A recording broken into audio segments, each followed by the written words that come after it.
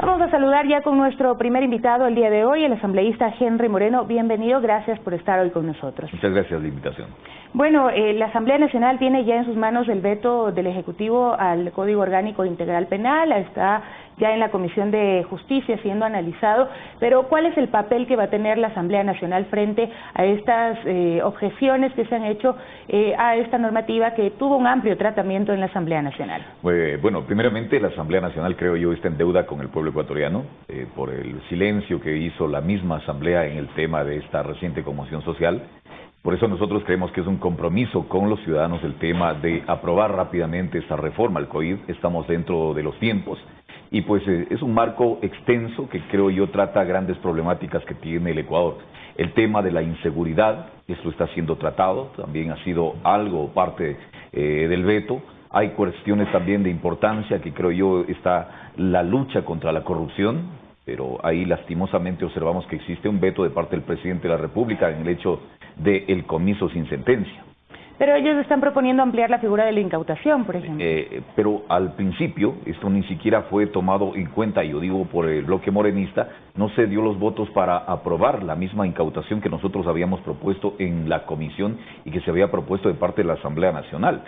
Yo lo que digo aquí es, si se habla de una cirugía mayor contra la corrupción, lo que necesitamos es los elementos técnicos para hacer esa cirugía. Pero en el análisis de los legisladores, el comiso sin sentencia y la incautación, ¿cuáles son las diferencias que tienen y que podrían marcar la diferencia en el tratamiento de los hechos de corrupción? Mira, el comiso es una figura que se utiliza en la legislación penal a nivel mundial y es una figura que refuerza el tema, digamos nosotros, de traer a una persona a la comparecencia ante la responsabilidad penal. Esto es en la etapa de juicio, el comicio, y se habla de que los bienes de aquellos que están fugados, de aquellos que están prófugos por actos de corrupción, serán vendidos en ese momento, luego de un debido proceso, claro.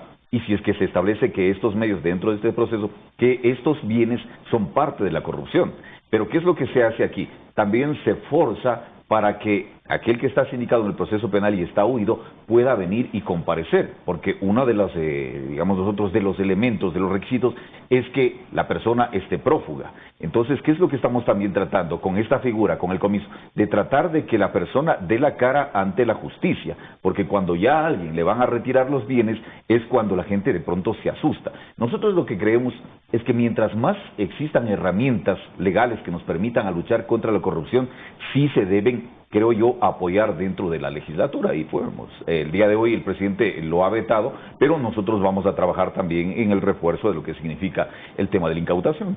Este es uno de los temas que está planteado dentro de este veto parcial que ha hecho el presidente de la República, Lenín Moreno, al Código Orgánico Integral Penal. Pero hay otros temas también, usted lo mencionaba, se han incluido cosas, por ejemplo, que tienen relación con lo que sucedió en las protestas de los días pasados, ¿no?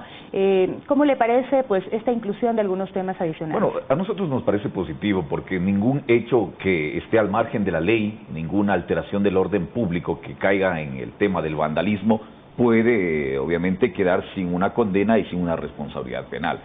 En los hechos que se sucedieron, nosotros somos muy específicos en decir que hubieron varios actores. Por un lado estuvo la protesta social legítima, por otro lado estuvo el vandalismo de ciertos grupos y por otro lado también estuvo el intento tal vez de un golpe de Estado. Yo creo que en esos términos hay que definir, pero estas figuras que se han ido incluyendo ya con el veto presidencial a nosotros nos parecen también importantes. Porque se dieron ataques a periodistas, se dieron ataques a ambulancias que son pues instituciones, la Cruz Roja Ecuatoriana por ejemplo, que están para precautelar la seguridad y para brindar auxilio en ese momento. Es decir, se está incluyendo que estos sectores pues sean considerados, realmente considerados para no ser atacados en eventos como los que ocurrieron. Sí, en el derecho penal dogmático lo que no está escrito no se puede sancionar, lo que no está tipificado y establecido.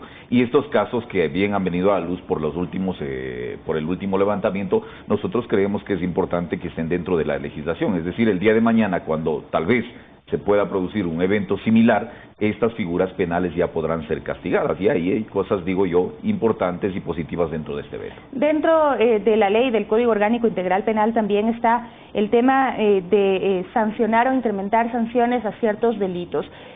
¿Cómo está incluido el veto y qué es lo que ustedes van a analizar al respecto? Bueno, hay ciertos delitos que de pronto nosotros digamos se amplía la punibilidad en el tema de darle una pena más fuerte. Creemos que eso es importante también porque conforme se ha venido aplicando ya en la legislación penal y en la operación de justicia del día a día, hemos visto que no ha sido tal vez suficiente la carga punitiva que tienen ciertas figuras penales. Por eso también será apoyado dentro del veto. Es decir, lo fundamental aquí que la ciudadanía necesita a través de la reforma al COIP es, creo yo, combatir grandes problemas que tiene en el día a día, como la inseguridad social. También está el tema de que se le brinda mayores garantías a la fuerza pública para que desarrolle su trabajo, siempre y cuando se haya comprobado que esto se lo hizo en el ejercicio del deber legítimo. Precisamente, ¿cuál es el límite ahí también? Bueno, el deber legítimo de la autoridad, el uso progresivo de la fuerza de la Policía Nacional, es decir, si alguien es atacado, un policía, la fuerza pública es atacado de una forma, tiene que ser repelido en el mismo grado del ataque, para que exista una proporcionalidad entre lo que hizo el agente de la fuerza pública y también el infractor a la ley. Es decir, aquí se mira el principio de proporcionalidad que bien indica la Constitución, pero lo que se hace es darle garantías a la Policía Nacional, no una patente de corso o un tema de una carta abierta, sino decir que siempre la acción del Estado será respaldada hacia la gente de la fuerza pública siempre y cuando se haya dado con un uso progresivo de la fuerza, que eso también se está estableciendo. También es un apoyo a la fuerza pública el hecho de que se puedan retirar armas blancas, que es otra parte de... Antes no se lo podía hacer. Lastimosamente se hablaba solamente de armas de fuego y en determinados actos, en determinado evento, un cacheo, alguna circunstancia que se podía hacer por práctica preventiva, no se le podía retirar como arma. El día de hoy se está estableciendo claramente dentro de la reforma del COIP, y a nosotros que eso también nos parece que es algo positivo, porque dentro de escenarios públicos, concentraciones, aglomeraciones o manifestaciones, quien esté portando un arma blanca, eso puede ser retirado por la Policía Nacional. ¿Pero previo a un análisis también o cómo sería el procedimiento que quedaría enmarcado dentro del COIP? Yo creo que lo positivo, la fuerza pública tiene mucha experiencia en esto y se ha visto en la justicia ordinaria. Lo positivo aquí es que se pueda retirar y se aplique retirar esta arma blanca, pero en función del principio de prevención que también tiene la legislación penal. Es decir, no todo tiene que ser punitivo, solamente el delito y la cárcel, no. También tiene que brindarse garantías, creo yo, para el ejercicio de lo que significa la fuerza pública. Ahora hay y su otros trabajo. temas más polémicos, como el tema de la despenalización del aborto, que de alguna manera pasa también a la Corte Constitucional. ¿Cómo ven ustedes esta actuación del gobierno de pasar para que sea analizado por la Corte Constitucional? Un tema que se ha debatido bastante en la Asamblea y que también en la sociedad pues ha causado distintas posiciones. Bueno, ahí hay que ser muy claro. El tema puntualmente del aborto por los casos de violación no se aprobó en el Pleno de la Asamblea Nacional. Un lapsus calamis, creo yo, de quien manejaba el texto en la Comisión de Justicia, permitió que una disposición transitoria que hacía efectivo el tema del aborto por casos de violación pasó. Y eso es lo que el día de hoy la Corte Constitucional tiene que desechar, porque es un acto ahí que está para la verificación constitucional, pero no se puede, y esto en estricto derecho, en la legislación ya cuando se ha realizado la aprobación por parte de la Asamblea y se va al veto presidencial, no se puede vetar algo que no existe. Es decir, no se podrá legislar en función de lo que muchos grupos, que puede ser muy loable su causa, quieren que se haga el día de hoy. Es decir, que se vuelva a revivir el tema de este articulado que no fue aprobado en el Pleno de la Asamblea Nacional. ¿No cree que deberá tratarse el tema de la despenalización del aborto seriamente en el país? Siempre y cuando se dé el camino legal, nuevamente. El presidente tiene la potestad, como cualquier otro legislador, tiene la potestad de presentar un nuevo proyecto a la Asamblea Nacional y que se le dé el trámite necesario.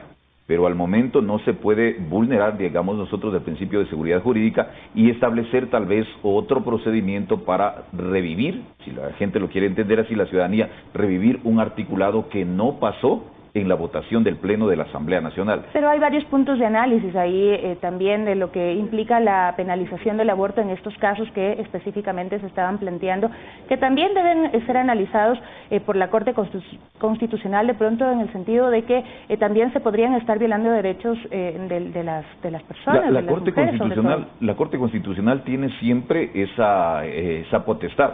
Es decir, la Corte Constitucional puede ser lo que hizo con el mismo matrimonio entre personas del mismo sexo. La cuestión de la Corte Constitucional siempre estará ahí. Siempre que de pronto se consulte, puede ser el tema de aplicación de norma, eso está ahí, pero el procedimiento legislativo, como está al momento, yo lo digo, y como gente de derecho, tendría que ser para que esto vuelva a ser tratado por la Asamblea con la presentación de un nuevo proyecto por quien tiene competencia para Asambleísta, para finalizar, ¿cuáles son los pasos que se seguirán en la Asamblea Nacional con respecto al veto del Ejecutivo del COIP? Bueno, al momento nosotros tenemos 30 días para conocer lo que significa el veto del Ejecutivo. De acuerdo al procedimiento legislativo, pues nosotros para de pronto apoyar el veto presidencial necesitamos 71 votos y para ratificarnos en los textos de la Asamblea Nacional es más riguroso, en los textos que han sido vetados serían 93 votos que necesitaría la Asamblea Nacional. Pero esto en función de que se vaya elaborando el informe que está dentro de la Comisión de Justicia, en la cual todos los asambleístas podemos participar. Yo creo que veremos cuáles son las cosas positivas, lo que permite que la norma en realidad se vaya mejorando y que más beneficie a los ciudadanos. No hay que desconocer que esta norma es para aplicación de los operadores de justicia y hay que verlo también desde esa órbita, es decir, desde el conocimiento y la experiencia que se tiene en el día a día de lo que significa el tratamiento del COVID. Muchísimas gracias por acompañarnos el día de hoy, el asambleísta Henry Moreno, integrante del movimiento CREO y también de la Comisión de Biodiversidad de la Asamblea Nacional.